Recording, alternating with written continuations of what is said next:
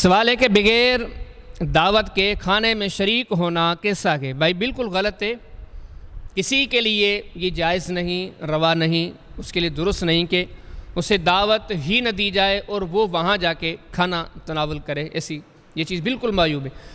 اس کا اندازہ آپ اس بات سے لگائیں کہ صحیح بخاری کے اندر آتا ہے کہ ایک بار نبی کریم صلی اللہ علیہ وسلم کے ساتھ 4 ساتھی تھے، 5ویں نبی کریم صلی اللہ علیہ وسلم تھے، تو کسی صحابی نے آپ صلی اللہ علیہ وسلم کو دعوت دے دی کہ آپ آئیں اور ہمارے یہاں کھانا کھائیں۔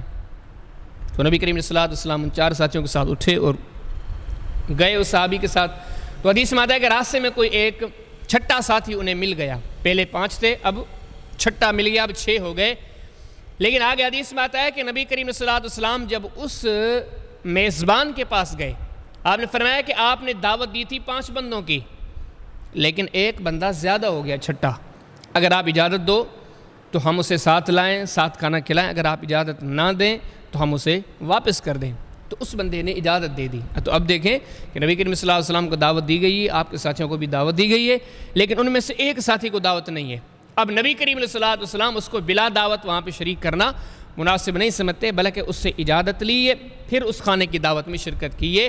تو بغیر دعوت کے کھانے کی کوئی محفل ہے، ولیمے کی، شادی بیاہ کی، یہ بہت ساری تقریبات ہیں۔ ہمارے ہاں یہ چیز جو اس وقت دیکھنے میں مل رہی ہے، ہم ان چیزوں کو معیوب بھی نہیں جانتے۔ کسی ایک بندے کو دعوت ہوتی ہے، وہاں پہ 10 بندے پہنچ جاتے ہیں، بلکہ بطور فخریہ کئی لوگ اگر ان کو کہیں مدعو کیا جاتا ہے، دعوت دی جاتی ہے، وہ رابطے کر کر کے، فونے کر کر کے، تلاش کر کر کے دوستوں کو ملا کے وہاں پہ جا رہا ہے، اور وہ یہ کہتا ہوا جا رہا ہے کہ چلو وہاں پہ کھانے کی دعوت ہے، مجھے بھی دعوت ہے، چلو آپ بھی چلیں، چلو ہم کٹھے چل کے وہاں پہ کھانا کھاتے ہیں۔ یاد رہے کہ یہ سراسر ناجائز ہے، یہ بالکل غلط ہے۔ ایک تو گناہ کا کام ہے، ناجائز سے آپ کو دعوت ہی نہیں دی گئی، آپ کا وہاں حق ہی نہیں بنتا، آپ کیسے کھانا کھائیں گے؟ اور اگلی یہ بات ہے کہ اس طریقے سے اگلے بندے کو پریشان کرنا ہے۔ اس بندے نے 50 بندوں کی دعوت کی ہے، آپ ملا کے وہاں 100 بندے چلے جاؤ، کیا ہوگا؟ وہ پریشان ہو جائے گا۔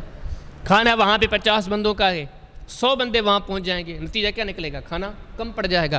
یہ تو ایسے ہے کہ یعنی کہ کسی طرح کسی کو پریشان کرنا، کسی کو رسوا کرنا، کسی کو ذلیل کرنے والی بات ہے۔ تو بھائی یہ بھی دین ہے، یہ بھی شریعت ہے، یہ بھی دین کا مسئلہ ہے۔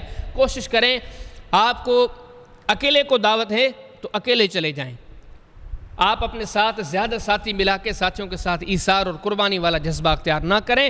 اگر آپ کو ایثار اور قربانی والا جذبہ اختیار کرنا ہے تو اپنے دوستوں کو، اپنے ساتھیوں کو اپنے جیب سے خرچہ کر کے کھانا کھلائیں۔